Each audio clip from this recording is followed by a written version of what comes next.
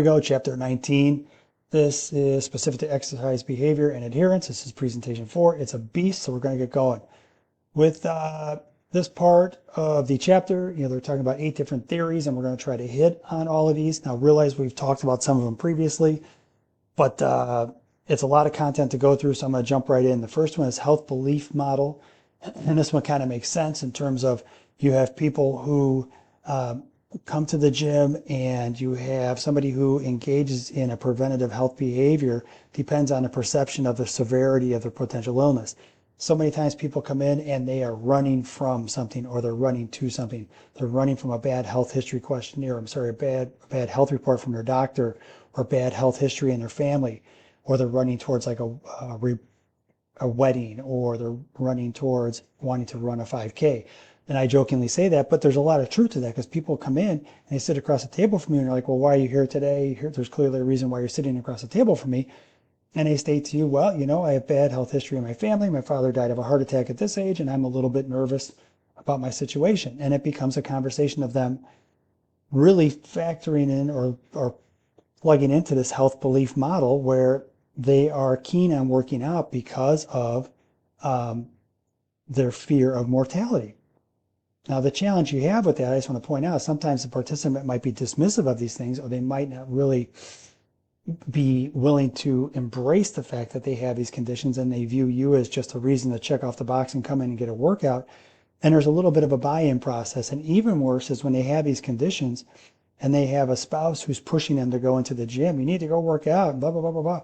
And they're going into workout with you, and they really don't want to be there anyways. And I've had clients like that, and I can tell you they're probably the worst to work with, because they don't want to be there, and even when they are there, they're not really plugged in anyways.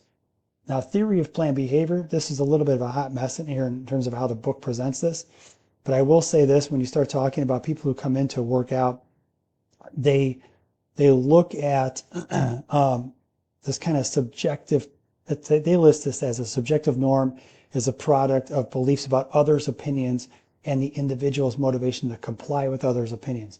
So when somebody comes in to work out, they come into the gym and they've decided to come in to see you, and today is their day. And that's the toughest part, is to get them to come in the first place.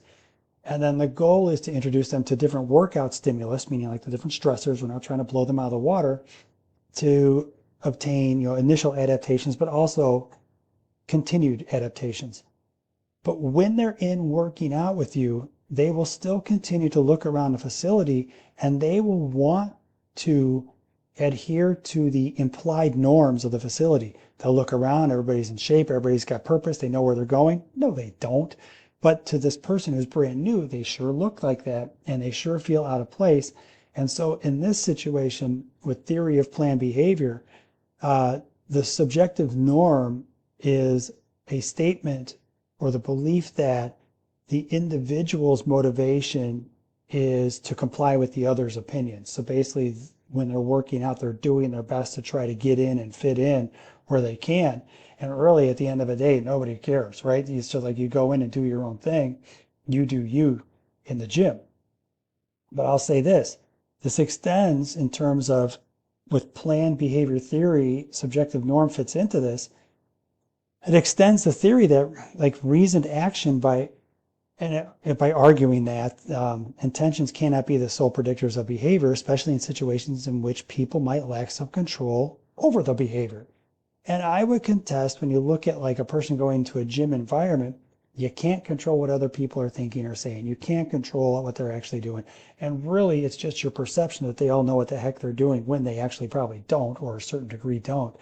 And you have to be able to look at, you can control what you can control, and you can't what you can't. You go ahead and just go in and do your thing in the gym.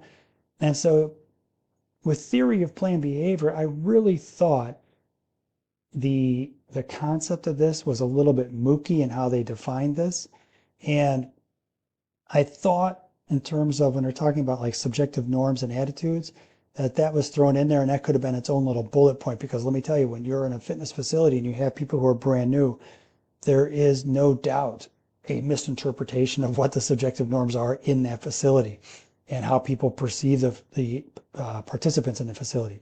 So they go into a little bit further description about like attitudes, planned behavior theory states that perceived behavioral control, that is people's perceptions of their ability to perform the behavior, will also affect behavioral outcomes. So in a certain degree, within the context of this theory of planned behavior, if you're a fitness professional, part of your job is telling people, yeah, it's all right to do it like this. Yes, it's all right to do this exercise. Totally fine to use this piece of equipment. So you take away or bed down the fear that they are going to be judged partially by others in the facility for doing something wrong.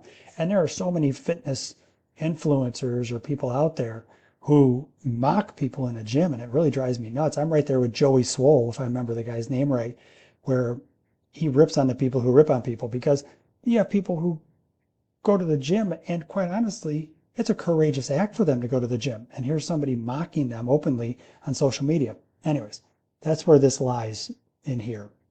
I'll jump into the next one. When we get into social cognitive theory, you have this interactive relationship between the personal, behavioral, and environmental factors, and they interact, with each other. And in essence, what they say here is the environment affects the behaviors, and the behaviors affect the environment. And I do agree with that. And I agree with that in terms of, you look at a facility, and different facilities will have different norms and different cultural components to it. And you'll have, say, if somebody goes in and they go to a CrossFit box, that's going to be different than a big box facility. And so as a result, you look at the actual facilities themselves, the environmental part of it, the people and the facility versus the person who's going in to work out.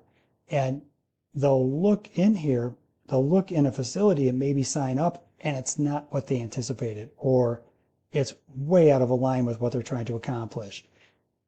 And so even though you have these interactions, what they state is the most critical piece of this approach is the individual's belief that he can successfully perform the behavior. And that's kind of self-efficacy that we've talked about many times. And here's an individual who goes in, they believe they can work out, and then they go into a CrossFit box and they've never worked out before, or a Hydrox place, and they end up getting absolutely annihilated. And I go, wait a minute, I can't even perform these exercises to achieve my goals. And it becomes self-defeating. And they realize that they're not in the right place. So with this, the self-efficacy is strongly related to the exercise participation rate throughout life. And what they've found is, if people believe that they're more capable and able to perform an exercise or exercise routine, they're more likely to stick with it. And that just makes sense. I mean, who wants to go into the gym and fail every time they go into the gym? It's a little bit of a sadist masochist type of setup. And within the population of middle-aged and older adults, that is one of the key components, is the ability to just be able to do it. And so you as a practitioner, you look at this like, how can you help people become more self-capable and have greater self-efficacy? One of the great things you can have is not create a codependent relationship. You work with your client on a Tuesday, then you go in on a Wednesday and you see them working out with one of their friends in the gym and are using the very things that you taught them the day before. Oh my God, that's richly rewarding. That's exactly what you want. You want your people to be completely competent in their ability to go ahead and utilize the facility even when you're not around. That's the end game here. So they look at this and they say, determine that motivational factors that led to starting an exercise program later in life, some of the reasons were diverse. One of the common themes was the notions that the participants felt in control, had self-efficacy, and they perceived they had the ability to control their environment so they can start exercising regularly. A lot of truth to that, right? You want to be able to have the ability to control the environment, the exercise equipment, know what you're doing, etc. You can't control everything. You can only control what you can control, but that's kind of your end game when you're talking about this with your clients. So self-determination theory here. You might remember social milieu from chapter 7.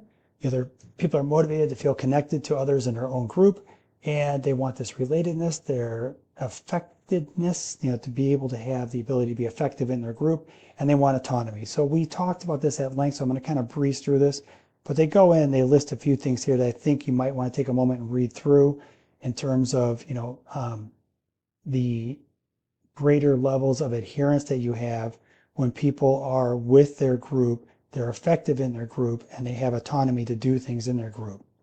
So we jump a little bit further into this. The more autonomous forms of self-regulated motivation predicted exercise adherence over the long term. Exactly what we've been talking about in terms of this structure and being able to relate, being able to be effective, and being able to be autonomous within that environment. Self-determination theory, just going to throw this aside, but you'll probably want to focus a little bit on PAPA, P-A-P-A. That was in the book, and I know it's somewhere on a quiz or test, either one. But it's promoting adolescent physical activity. What I like about this is they talk about empowering the coaching training program where the coaches are taught how to have greater autonomy for their athletes, and it really promotes this PAPA approach. And the workshops that they have for the coaches were not only increasing or an understanding of the process and the program, but being aware of ways to enhance motivation in their players, right? Ways to increase that self-efficacy and motivation. And, the coach, as a result, is able to provide that increased autonomy, which we've already talked about at length, results in higher engagement and also higher cohesiveness within the team environment. So a trans-theoretical model. This is a model that uses 6 stages, and this is a little bit to dig through, but I'll present it here and you can research it more in your book. Most people, they have kind of this cost benefit analysis when they consider a lifestyle change, right? When they start talking about, I'm going to start working out, there's a balance that's struck between if they're able to do it, if they can afford to do it, etc., and an unknown outcome at the end. They don't know what's going to look like. They just know they want to be in shape, but they don't know what that is. So you're asking them to make a decision and make a change in their lifestyle and run a cost-benefit analysis when they don't really know conclusively what those benefits are and what that looks like. But this is a cyclical process, and you go from pre-contemplation to contemplation to preparation to action to maintenance to termination. And you can get the idea when somebody's pre-contemplating going into the gym, then they contemplate, then they actually go ahead and do it, and then they're in this maintenance cycle, and then they stop doing it. It's pretty self-explanatory. I'll let you read it at length in the book. But with the physical activity maintenance model, with this, there's key aspects that you have, and I like these in terms of goal setting, self-motivation, self-efficacy. There it is again. Physical activity, the physical activity environment, like where the person's working out, and life stress, things that are happening kind of exogenous to the workouts themselves. But the review of literature supports that PAMM, physical activity maintenance model, found that self-efficacy, motivation, and specific goals were strongest predictors of physical activity maintenance. So now you as a practitioner need to think about how you can integrate these in to programming with your athletes. Ecological models.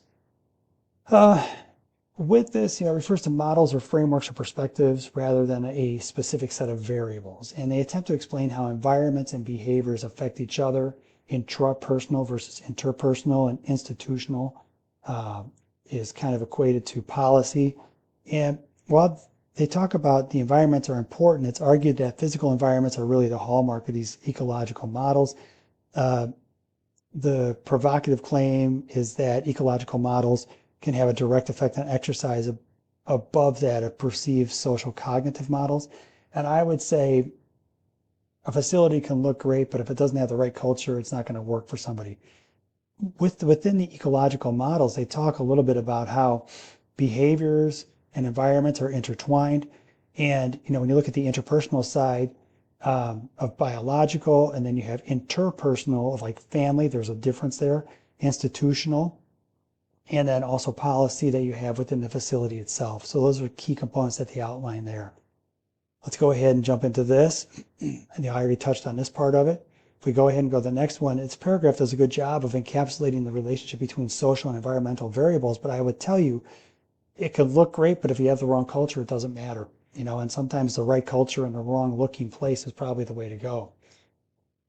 With the next one, we have integration of models. This does have its place in conversation. You have different facilities and different facilities with different cultures, and these different cultures will attract different individuals, and therefore, it's much like a team environment where you have a team of individuals that help make the overall team culture. It's the same thing in a fitness environment. but the different individuals will assimilate and or become part of the culture of the facility, right? So guys, I'm going to break it off here at 15 and call it a day and go on to the next presentation.